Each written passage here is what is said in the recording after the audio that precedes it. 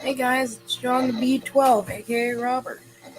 Um, so I did a previous stream, vids that I haven't seen in a while, and I thought, why not do it again?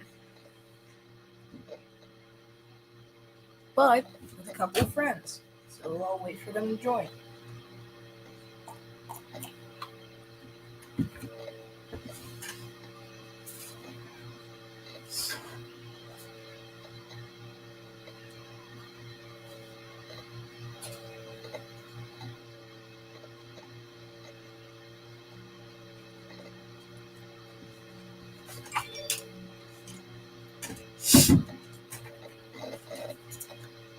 Um, so I'll look at some stuff on my phone, and I'll wait for people to join.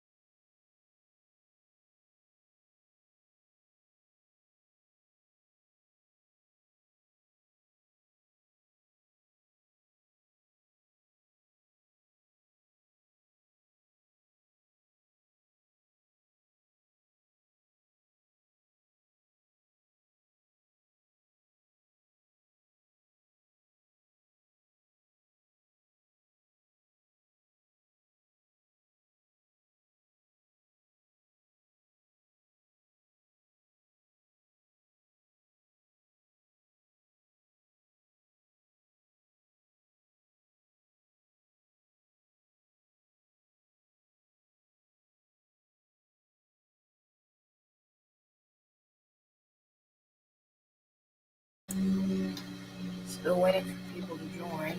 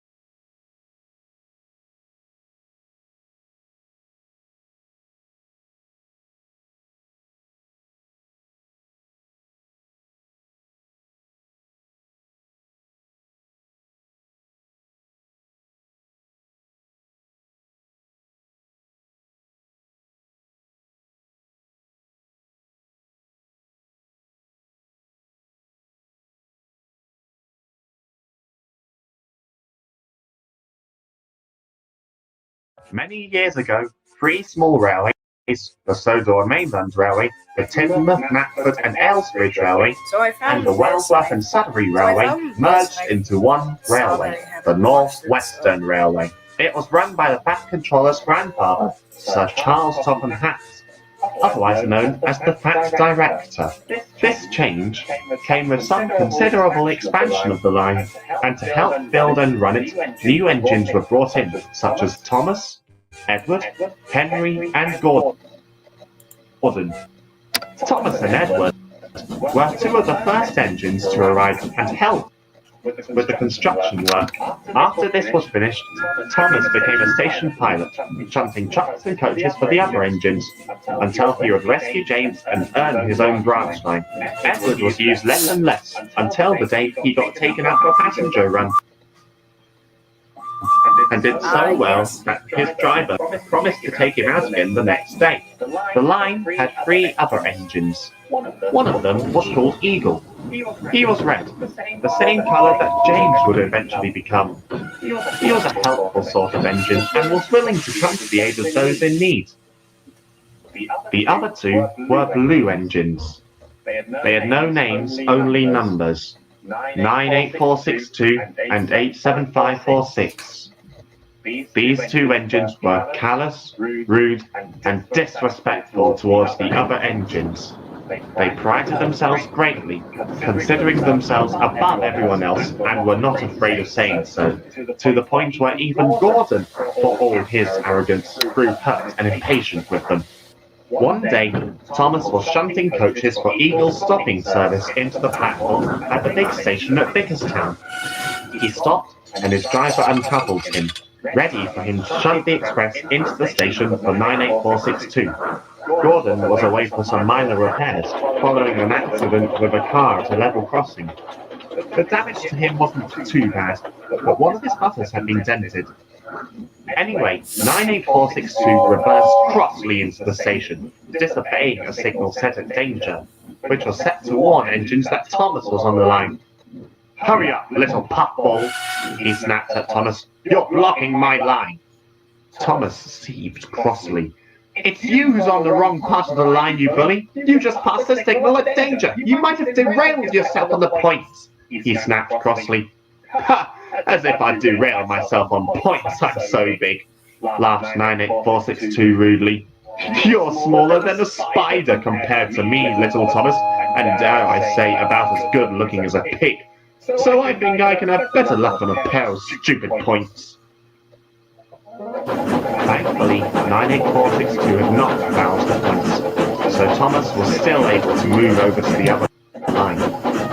It was most unfortunate, however, that neither engine had noticed a group of young men throwing rocks at one of the points Thomas was due to cross over, jamming them, and that the signalman had almost forgotten about Thomas until he saw the 2 engines on the same tracks. As soon as he set the points straight in front of Thomas, Thomas started to move. He then quickly moved over to change the other points, so Thomas could move onto the other line, run around the coaches and get behind them to push 98462's train to help it start. As soon as he realised those points were jammed, he rushed out and tried to warn Thomas, but his cries were unheeded. Thomas was in such a foul mood that he didn't notice, and anyway, he was moving much too fast to stop in time. As soon as he crossed over the points, the front 2 wheels on his left climbed up and over the rails and crunched the ballast, while the other front 2 wheels on his left rested on the sleepers. "Bust my bumpers!" he exclaimed. 98462 laughed rudely. "See what I mean?" he chuckled. "I would never have any trouble with points, I'm so big."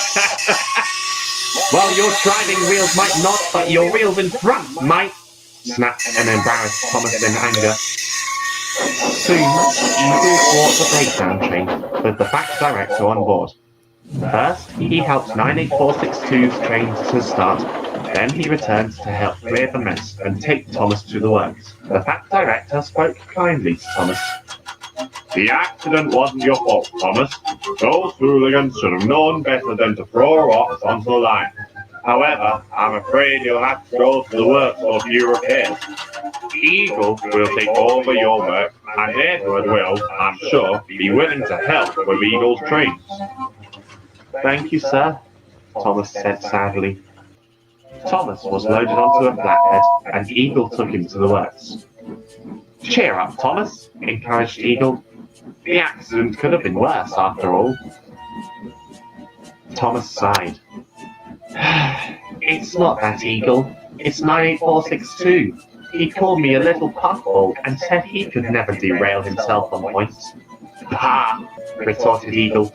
Take no notice of him. You know what he and 87546 are like. Besides, with an attitude like that, his words would probably come back and bite him in the coal bunker one day. Eagle was righter than he thought. Over the next few days, while Thomas was being mended, Eagle would shunt the express for 98462, noticing and even trying to tell him that he was moving into the station with the signal and points set against him. But 98462 just laughed rudely. However, this would soon come to an end. On the day Thomas was due to return, 98462 was pulling an express train from Barrow-in-Furness to the big station. Come on, come on, come on, he demanded to the coaches.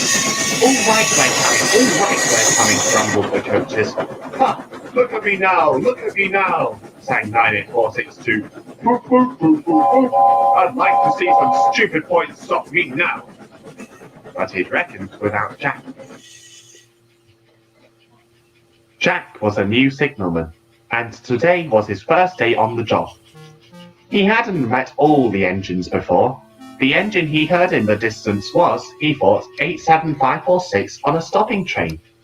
So he tried to set the points in the station ready for the train to run round, successfully changing one of them so that 98462 would be diverted towards the second platform. But 98462 had been moving much too fast. He crossed over one set of points, derailed on the other, continued to move at a dangerous speed, and climbed up and over onto the platform. The guard had saved the coaches. He had happened to lean out of his window before 98462 crossed the points, and saw that the points ahead of them were against the train. Knowing what would happen, he slammed on his brakes, significantly slowing down so that 98462 would come off the rails. 98462 looked ridiculous. The whole of his body was mounted on the platform, and half of his tender hung dangerously over the edge, while the other half was nestled in the track. Angry staff and passengers helped each other off the ground and out of the coaches, and swarmed around 98462, embarrassing him and saying what a bad railway it was. Worst of all, he saw Thomas, who had just returned that morning and had seen everything. Thomas was laughing so hard it looked his whole fucking. The back director came out of his office to see what had happened. One look at the disaster told him everything. He glowered meaningfully at Thomas, who stopped laughing and started to pull the coaches away. Then he spoke severely to Jack and 98462. Jack immediately apologized and promised to help clear up the mess. 98462, on the other hand, insisted it was not his fault. I'm aware of that, 98462, but Thomas has told me about what you said to him. You deserve this accident from all the trouble you've caused us.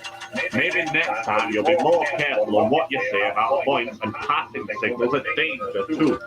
And you can forget ever pulling the express again, I can assure you that much. He turned on his heels and walked sternly away, leaving 98462 to gnash his teeth in rage.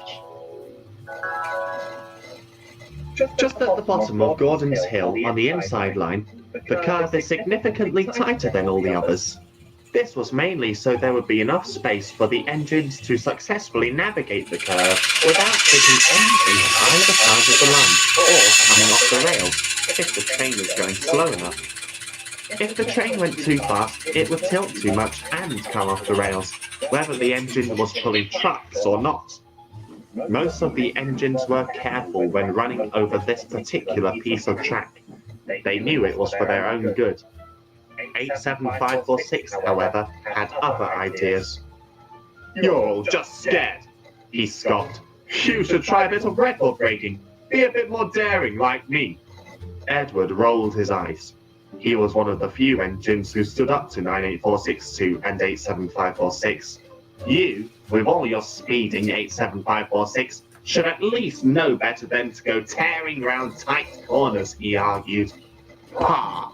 Retorted 87546. That corner's safe enough for engines to go at over 136 miles an hour. I am being incredibly foolish, snapped Edward. Agreed, said Gordon. Express engines may be fastest and best, 87546, but on a railway, safety and being on time both share top priority. 87546 just snorted in disgust. The railway was having a hard time keeping up with its demands. Two of its engines were currently out of service. 98462 was being repaired following his accident, and Henry was still bricked up in his tunnel. This meant that more new engines were needed. The Fat Director had just brought in the second red engine, while 98462 was in the works, and, following Henry's spell in the tunnel, was in the process of arranging the purchase of a black LNYR Class 28 experimental engine, who would later turn out to be James before he was painted red. The demand for extra trains meant that the engines had to work harder than ever. To add insult to injury, Gordon was sent to the works to have his safety valve mended. Henry, who had been let out of the tunnel, had helped Edward take over the express that day, but he suffered greatly from his illnesses, meaning that he couldn't take it out that often. So, the Fat Director grudgingly gave responsibility of the express over to 87546, who revelled in the opportunity. In the few days Gordon was being mended, he boasted about his responsibility to the others to such an extent that the Fat Director was beginning to wonder whether another engine should take the express instead. Then came the day that confirmed his thoughts. 87546 waited crossly at Barrow-in-Furness for the connection to the mainland. 5 minutes, he muttered angrily.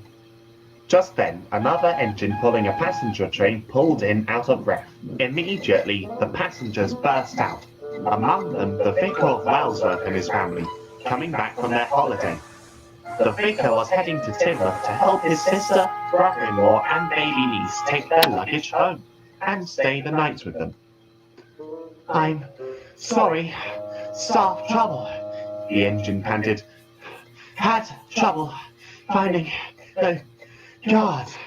Stop it, nonsense, snapped 87546. You're just too slow. All of you engines are. You're all unfit for service. Why can't you just go and roll yourselves on the scrap heap? The other engine gasped in shock. When 87546 had gone, Eagle, who had just delivered a goods train and heard everything, pulled up alongside the engine, who had stopped by the water tower for a rest. Don't worry about him, he's always like that, Eagle explained. He'll get what's coming to him, you mark my words. I hope so, he deserves it, replied the other engine crossly. He said we should just get ourselves scrapped if we can't go as fast as him. Well, by the way he's going, I wouldn't be too surprised if he got scrapped first with an attitude like that, Eagle added. Things got worse for 87546 as the journey went on. At the next station, a signal had failed, and since he was the first train to arrive there, he inevitably had to wait while it was mended. 87546 seethed impatiently at this. We should just go on through, we're late enough already, he moaned to his crew. No one can say we disagree with you, said his driver, who personally wanted to finish the journey, if only to get home and away from his disrespectful engine. But it's orders.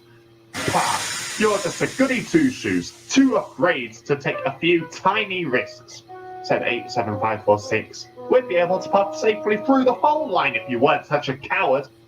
I'd rather be a coward than a reckless piece of scrap, the driver muttered to the fireman, who solemnly agreed with him.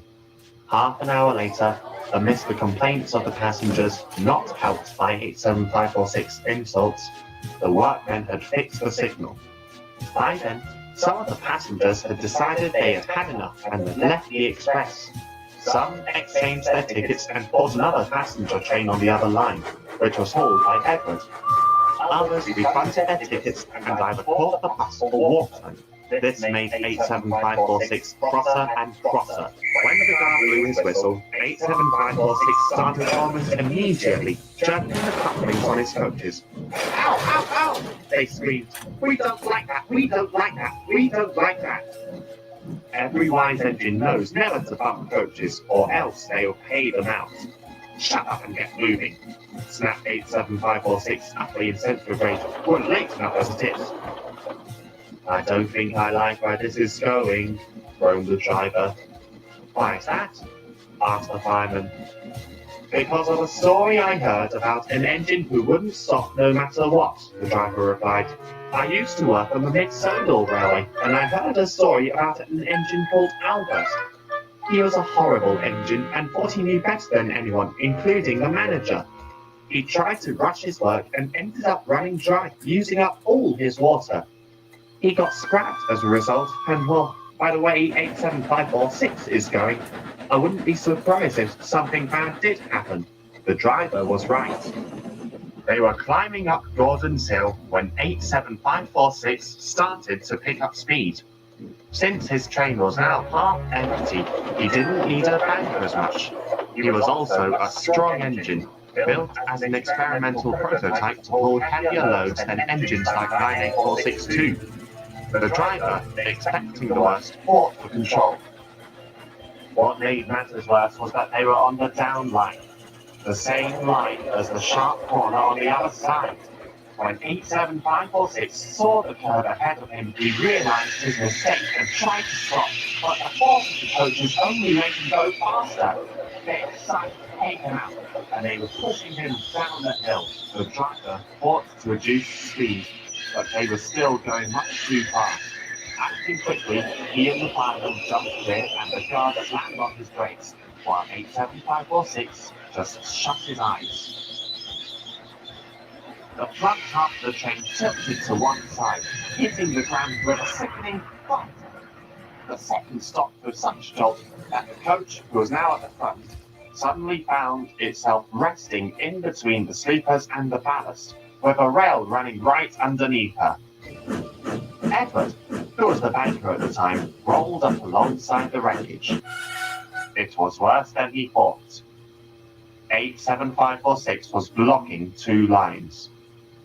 He and the front half of his train lay on their side on one track, right in front of Edward, while the other half of his train had stayed upright on the other line. A crowd of passengers had gathered around the train. Some of them were groaning. Their faces suggested they had been hurt. Then Edward saw one of the passengers being carried on a stretcher. He heard Gordon's whistle in the distance, and the big engine puffed up the hill behind him. He replied with 3 blasts. "Stop, Gordon!" he called. Fortunately, the signalman had been told of the accident. He set all the signals in the area to danger and told Gordon to proceed with caution and be prepared to stop when needed. Gordon had needed to stop anyway for a banker. He opened his mouth to demand why such an important engine needed to stop. Then he saw the passengers and promptly shut it. "Get the injured passengers to the last station, fast as you can, Edward," came a familiar voice, who then told 87546's guards to phone an ambulance and meet the train at Wellsworth. Edward, knowing who the voice belonged to, quickly ran to the bottom of the hill while Gordon and his crew, acting instinctively, uncoupled themselves from the coaches and raced the raid to fetch the breakdown train. "This is why I never liked those big engines," snapped the bank director. "I would have hoped you'd know better than to do something as stupid as this 87546. An engine of your size should never go that ridiculously fast. Even Gordon knows that. Because of you, 16 passengers were injured, one the figure of Wellsworth seriously." "It wasn't my fault, sir. My driver made me go faster," replied 87546. "No, I didn't, you liar. You wanted to go faster just because we were delayed by a broken signal," corrected the driver. "So, not only have you put your passengers in danger, but you've also just lied to me," yelled the pack director. I have had it with you, 87546. When you're mended, you can stay in your shed until I decide what to do with you. So he left 87546 in the shed for a very long time. 87546 resented him for this and made whatever job he had when he was taken out to take over from us difficult. He and 98462 paid the price for their foolishness eventually, though. 98462 and 87546 never sought repentance following their accidents. They thought they were in the right and constantly criticized the Fat Director and the other engines for this. One evening, the two engines were alone in the sheds at Vickerstown. I should be pulling high-speed expresses, not slow goods. I'm clearly too good an engine for this park railway, said 98462. That makes two of us, agreed 87546. I should be in use, not standing in the shed collecting dust like that Rennick Edwards should be doing. Then, an idea flew into 98462's funnel. You're confined to the shed, you say? Listen, I've got an idea to get you out. We'll show that fat idiot what we can do. The next day, when the shed foreman came, 98462 told him that 87546 was to be let out. It's director's orders, replied 98462. He came by this morning in a hurry and told me to let you know. The foreman, suspecting nothing, sent one of the workmen round to 87546's crew's houses to let them know. It was only when both engines had left work that he had started to feel that something was wrong. Surely the Fat Director would let him know immediately if an engine was to be let out of the shed, instead of asking an engine like 98462 to tell him. However, he had just heard that Henry had broken down again, so he decided not to think about it anymore. He might have stopped the accident if he had. Edward was shunting in the yard outside Vickerstown that day when the signalman ran up. He pointed to two coaches standing outside his signal box. Can you move these coaches to the other loop, please? He asked. There's an empty train of coal trucks due to come in to make way for a local passenger train, and they're both on the same line. Right away, said Edward as he reversed onto the other line and coupled up to the coaches.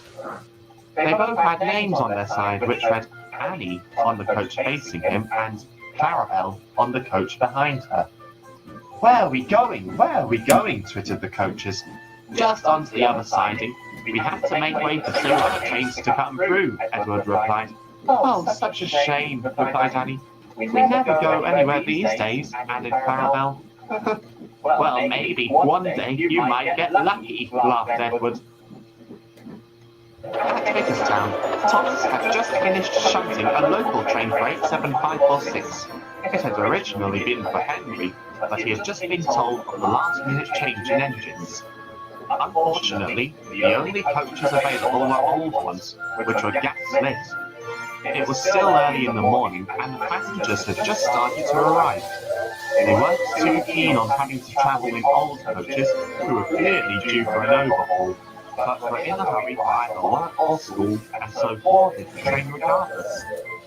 Thomas had had his doubts about the train he had just assembled, but there were no coaches left in the yard until Gordon came in with his express from Barrow in Furness, and Edwards was due to fetch some new coaches from Proven's Gate. Just then, 87546 backed down onto his train. He exclaimed, "Smelly old coaches! I'd rather have new ones any day." He was soon followed by 98462. "So you needed a bit of help," he said. "We real engines must stick together." Thomas, Why does that feel so wrong for him to have aren't you Gordon's supposed to face? be in your shed, 87546? And last I heard, you were banned from pulling trains. And shouldn't you be taking your express to 98462?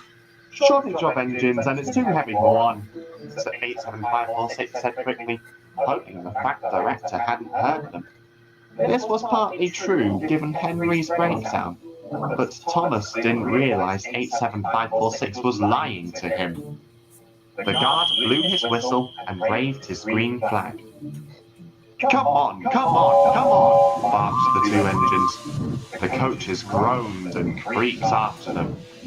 They had heard about what had happened the last time 87546 had taken a passenger train, and were not too keen on having him take them out. Soon they were racing along the main line. Come on, come on, come on, urged 87546. He's at it again, groaned the driver.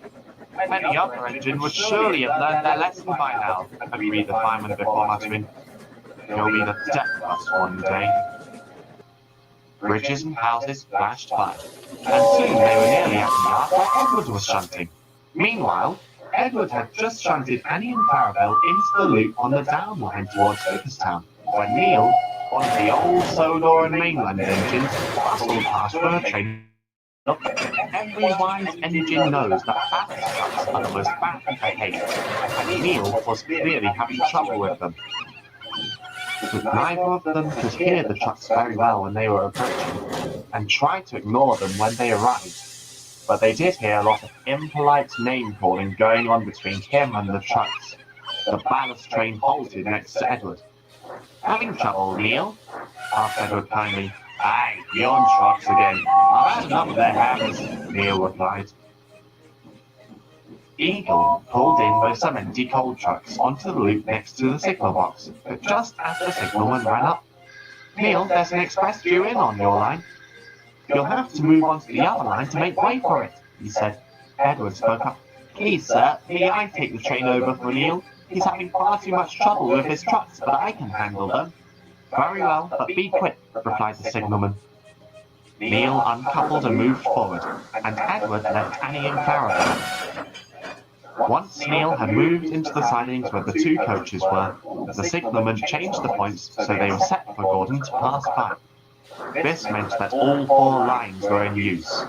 This was not usually encouraged on a railway, but exceptions had been made, since Gordon, 98462 and 87546 were pulling express trains. Both were running late. Gordon had been delayed due to some maintenance on the line, and the other two had been halted by another signalman, with the fact director standing next to him outside a signal box. He hadn't been too happy to hear that 87546 had lied to everyone, nor that 98462 was pulling passengers when he was forbidden to do so, and had told them to finish their passenger train and leave the railway. The routine was that one engine would be shunted onto one line to make way for a late train to run through, and then, while a third train had been halted, move onto another line once it was clear. This would ensure a clear line for the third train. While it would cause some delays, it was the only safe thing to do in this situation. The trouble was, at that same time, the signalman had gone off duty, and another signalman had taken over. This signalman suffered from short-term memory loss, meaning that he soon forgot about Neil's goods train. So he set the line for all clear for 98462 and 87546, who were tearing along the line. Edward, Eagle, and Neil heard 87546's whistle in the distance. By then, it was much too late. Immediately, Annie, Clarabelle, and the engines went into a panic. The points were set against Edward and the coaches so they couldn't move, and no one knew that Gordon had been delayed by a last-minute passenger. Eagle was blocked by Edwards, who tried to reverse in his right, but the ballast trucks had slipped their brakes on accidentally on purpose. Push! Push! Push!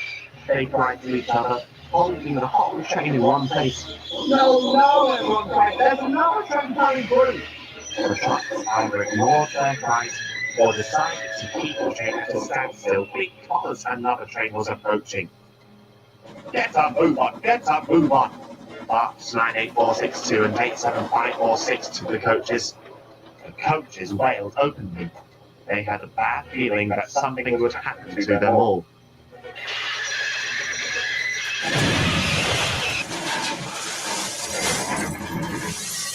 The scraping of metal against metal could be heard from miles around, as could an almighty crash. Eagle, Edward, and Neil opened their eyes in just enough time to see what was left of 98462 and 87546's train strewn across Edwards and Gordon's line. They quickly shot them again as Gordon raced through, hit the wreckage and derailed, himself and his coaches scraping Annie and Clarabelle's paint, while the passengers screamed in panic. Worse followed. A faint burning smell could be smelt everywhere, and soon the yard was in a raging inferno. Screams were heard as passengers trapped in the flames tried to escape but failed. Edward slowly opened his eyes and saw 98462's face, pleading in desperation, begging Edward to save him. Edward looked at him sadly and said, "I'm sorry.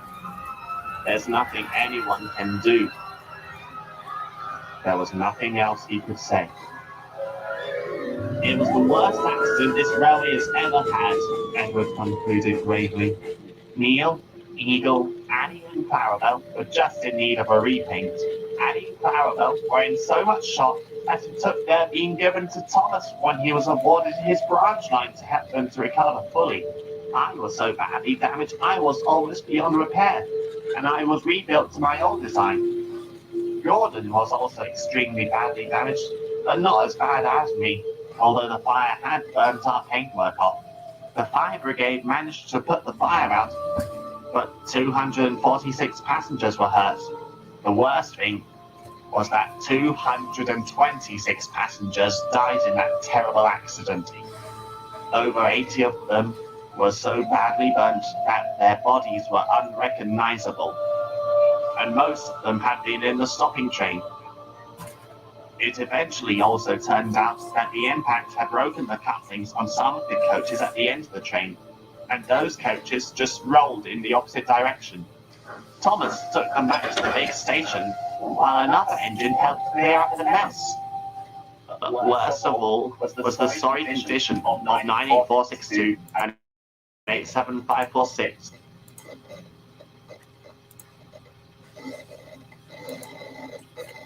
Let's find something else to watch.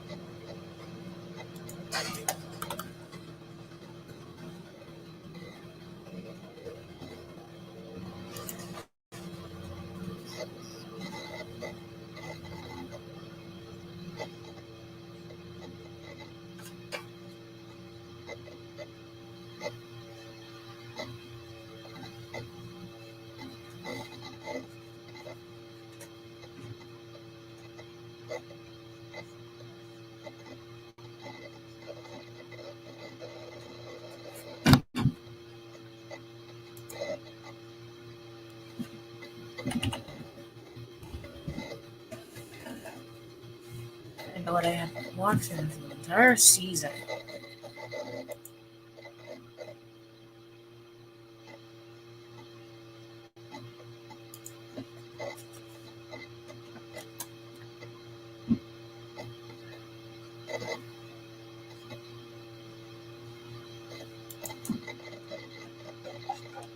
Water flows around the northwest railway just open to the public. For the moment, the plant director had information from the railway. There were two ruins in names, only numbers. One was 98462, the other 87546. There was also his name was Gordon. Later that night, the engines all got acquainted with each other. That Edward is old news. It's our shining time now, brother. Thomas was just about to tell them what he thought of their comment when Edward stopped him. It's best to ignore them, Thomas. They'll get over it. But Thomas wasn't so sure.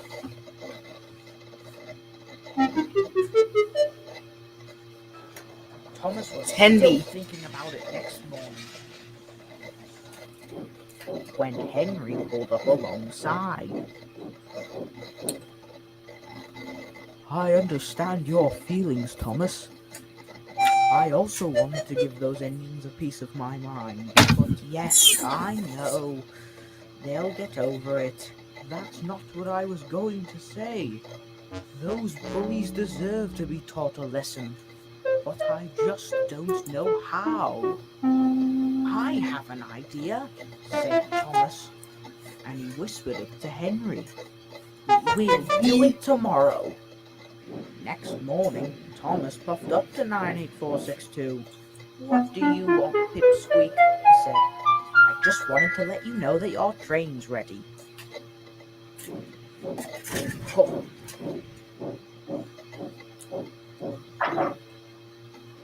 Now, let's do this.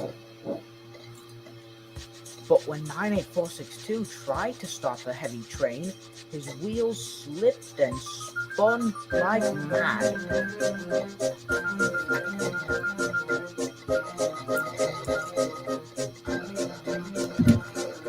98462 was fit to burst. And he did. So Thomas pulled 98462 off the train. How could this ever happen to me? Soon, out of nowhere, Edward backed down onto the train. Is this my train, Thomas? It is now. 98462 was prepared to laugh at Edward, but